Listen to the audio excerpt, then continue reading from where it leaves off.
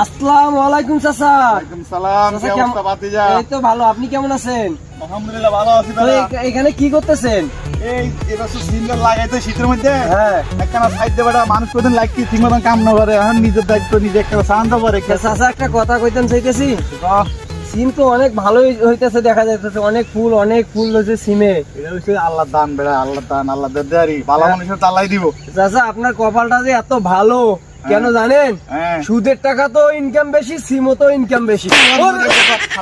আরাম সাদা চাচা বলেন কি আপনি সুদ খান না? এলাকাতে বাই করুন, তোর এলাকাতে বাই করুন। সুদ খান না? ফরমানি মানুষের সম্মান না করে এলাকাতে বাই করুন।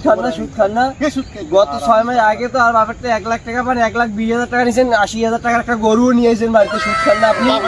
তোর বাবা না হেল্প করছে, এটা বিপদ। সুদ খান না, এটা জবাব দাও, জবাব দেখিস কোথা 3 লাখ টাকা লইছি, 1 লাখ টাকা তো 3 লাখ টাকা লইছি। আই শব্দে আরো তো ঘুরে টাকা লইছি।